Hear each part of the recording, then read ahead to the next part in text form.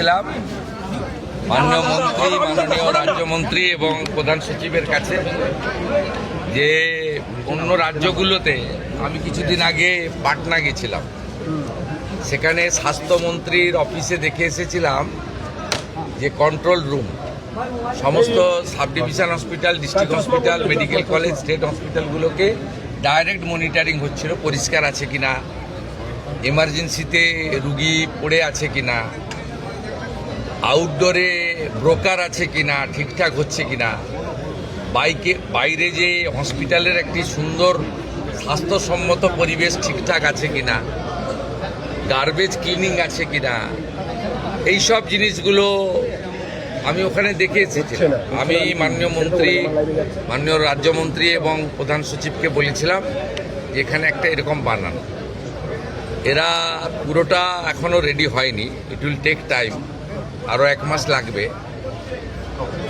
আজকে 15-16টা state hospital এবং পাশাপাশি জেলার 2-1টা হসপিটালে ওরা করেছেন। আমি কিছু সাজেশন দিয়ে গেছি, মাননীয় মন্ত্রী নোট করেছেন, প্রধান সচিব নোট করেছেন।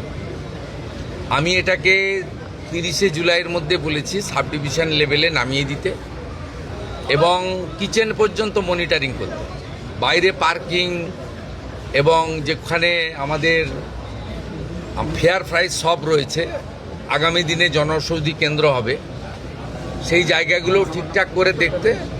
ওয়ার্ডের ভিতরে কিছু রেস্ট্রিকশান রয়েছে হেলথ গাইডলাইনে, রুগীদের দেখানো যায় না, কিন্তু মেঝেটে যে পরিষ্কার আছে কিনা দেখানো, বা আমাদের এমার্জেন্সিতে কোনো রুগী পড়ে আছে কিনা, একটা হসপিটালের যে পরিবেশ এবং যে পরিষেবা, এই দুটো ঠিকঠাক করার জন্যই একটা মনিটরিং দরকার আছে।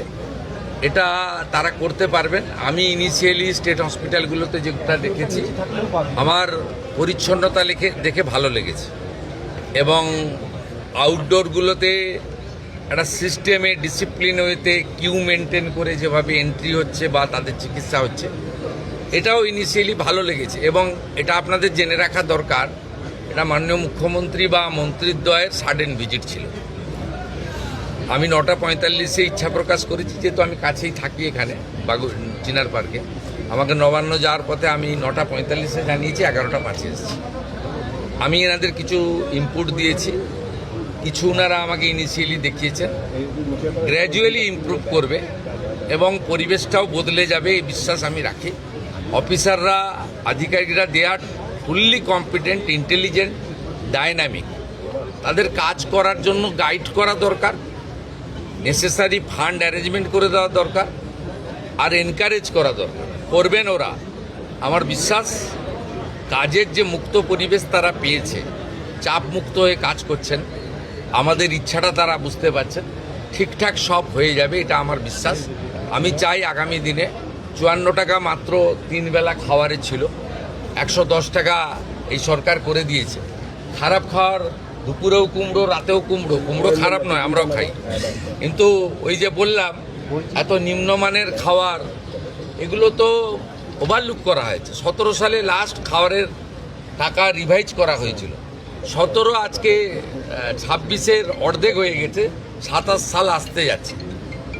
এইটা আপনার বাড়িতেও তো জিনিসপত্র বাজারে কিনতে যান, সেই জিনিসপত্রের দাম বেড়েছে। এই প্র্যাকটিক্যাল থিঙ্কিংটা বিগত দিনে যারা পরিচালক ছিল তাদের ছিল না। তারা এই যে ছোট ছোট বিষয়, মিড ডে মিলে 6 টাকা 70 পয়সা ভারত সরকার দিচ্ছে, আপার প্রাইমারিতে 10 টাকা পায়, তাহলে প্রাইমারির বাচ্চারা কেন নিম্নমানের খাবার পাবে? সেটা আমরা যে 10 টাকা করেছি।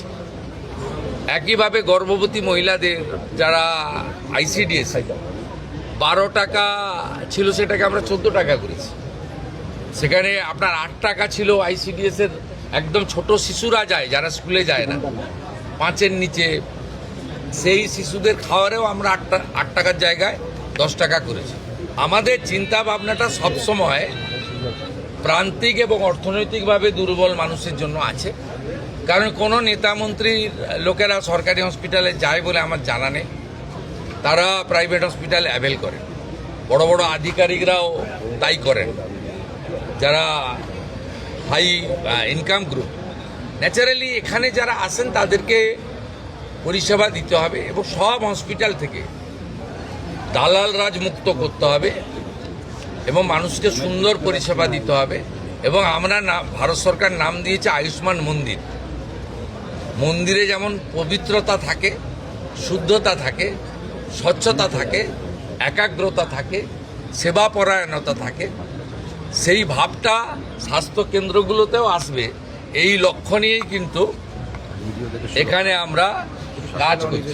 স্বাস্থ্যকর্মীদের তো সুরক্ষা আমরা দিবই, এবং তারা, আমি নার্স বোনেদের দিদিদের দেখলাম অ্যাপ্রন গ্লাভস সুন্দর করে ড্রেসে আছেন, খুব সুন্দর। আমি প্রধান সচিবকে বলেছি মন্ত্রীদ্বয়কে রেখে সামনে যে ল্যামিনেশন করা ব্যাচ করে দিতে।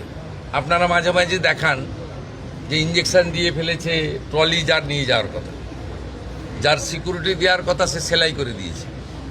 এইটাকে সেগ্রিগেট করার জন্য, চিহ্নিত করার জন্য বা আলাদা করার জন্য বিভিন্ন স্তরে বিভিন্ন কালারের ল্যামিনেশন করা ব্যাচও চালু করতে বলা হয়েছে।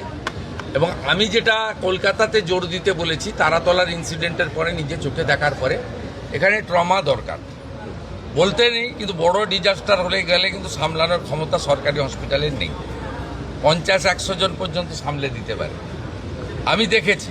তাই অন্তত 250 জনকে মানে 1 মিনিটে প্রাইমারি পরিষেবা দিতে পারেন এমন একটা ট্রমা সেন্টার বানানো উচিত। সেটা স্বাস্থ্যমন্ত্রী এবং প্রধান সচিব তারা, রাজ্যমন্ত্রী তারা কথা বলে রেডি করবেন। জায়গা এনাফ আছে এখানে, হসপিটালগুলোতে বিশ্ববিদ্যালয়ের মতো জায়গা, প্রচুর জায়গা পড়ে রয়েছে।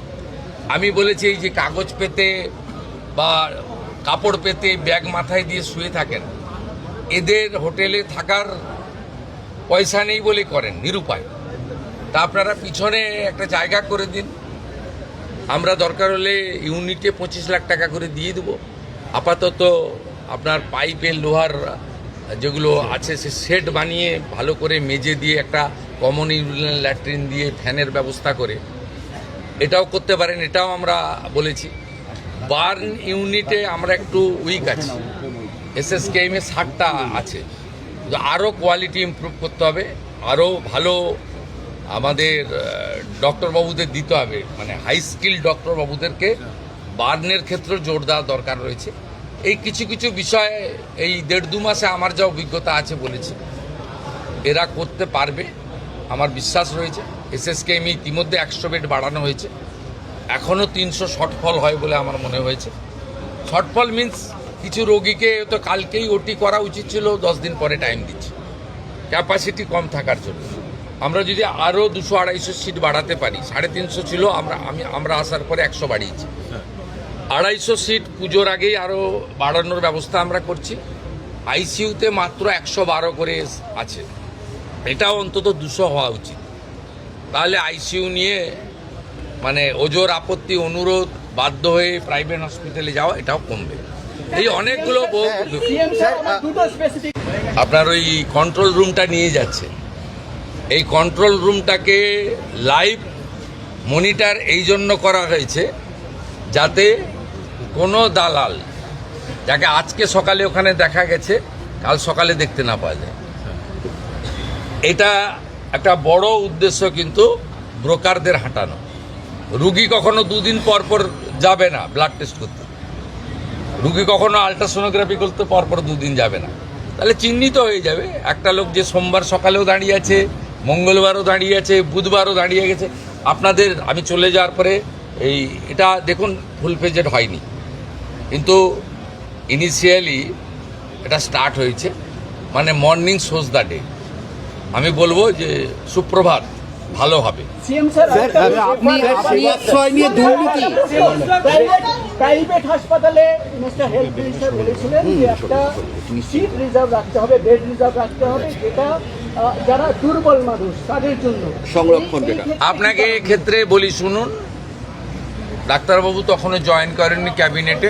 আমি একটা মিটিং করেছিলাম এসএসকেএমে, সেখানে প্রধান সচিব সহ সকলকে আমি বলেছিলাম যে আমার জানা আছে, আমি দীর্ঘদিন ধরে এখানকার ল মেকার, পাবলিক রিপ্রেজেন্টেটিভ, আমার জানা আছে যারা বিগত সরকারের কাছ থেকে, মানে বিগত 15 বছর সরকার কোনো হসপিটাল প্রাইভেট করেনি, তার আগে যারা সরকার করেছেন বিধানচন্দ্র রায়ের সময় থেকে জ্যোতিবাবুর সময় পর্যন্ত যে জায়গা সরকার দিয়েছে, কেনা জায়গায় কিন্তু এগ্রিমেন্ট নেই, যে জায়গা সরকার দিয়েছে 1 টাকাতে, সেই টাকাতে পরিষ্কার লেখা ছিল যে 15% বেড তারা ফ্রিতে গরিব মানুষকে দেবে, কিন্তু এটা মেনটেন হতো না। আমি এই ইচ্ছা প্রকাশ করার পরে মাননীয় মন্ত্রী পরে যোগদান করেন ক্যাবিনেটে, হেলথ ডিপার্টমেন্টে, এবং মাননীয় রাষ্ট্রমন্ত্রী তারা আধিকারিকদের নিয়ে প্রাইভেট হসপিটালকে নিয়ে বসে 10% রাজি করিয়েছেন। কারা? আপনি যে হসপিটালের মালিক জমি কিনে করেছেন তার কাছে গিয়ে মানবিক কারণে দাবি করতে পারেন, কিন্তু অধিকার নয়। আপনার যাদের সরকারি জমিতে যাদের প্রাইভেট হসপিটাল তৈরি হয়েছে, দে আর বাউন্ড। ওরা ইনিশিয়ালি দেখুন 0 ছিল, 15% দেওয়া উচিত, 10% এগ্রি করেছে। It's a good. আস্তে আস্তে মানসিকতা হবে। আর আপনারা নিশ্চিন্তে থাকুন, আদানি গ্রুপ নিউ টাউনে একটি 2000 বেডের ইন্টারন্যাশনাল মানের হসপিটাল তৈরি করছে। ওনাদের সঙ্গে আমার এগ্রিমেন্ট কমপ্লিট হয়ে গেছে। 1000 বেড থাকবে গরিব মানুষের জন্য, আর 1000 বেড ওরা কমার্শিয়ালি ইউজ করবে। এবং আমার বিশ্বাস আগামী কয়েক মাসের মধ্যে ভূমি পূজন করে আমরা এই কাজ শুরু করে দিতে পারব। স্যার, সেবাশ্রয় নিয়ে অপরিসীম দুর্নীতির অভিযোগ, কোনো তদন্ত পুলিশ করছে? যে ধরনের তথ্য সহযোগিতা চাইবে, হেলথ ডিপার্টমেন্ট সেটা করতে বাধ্য। এবং এক্ষেত্রে হেলথের কিছু গাইডলাইন রয়েছে, সে গাইডলাইন মেনে করবে। এটা আমাদের কাজ নয়। ইনভেস্টিগেশন পুলিশ করছে। আর প্রধান সচিবকে আমি সামনে বলে যাচ্ছি, 2 মন্ত্রীর সামনে, যে ধরনের তথ্য তারা চাইবে কেউ লোকাবে না, সমস্ত তথ্য প্রপারলি রেডি করেছে, ফটোকপি তাদের দিয়ে দেবে। তা অ্যাক্ট খুব পরিষ্কার রয়েছে, অ্যাক্ট অনুযায়ী কাজ হবে।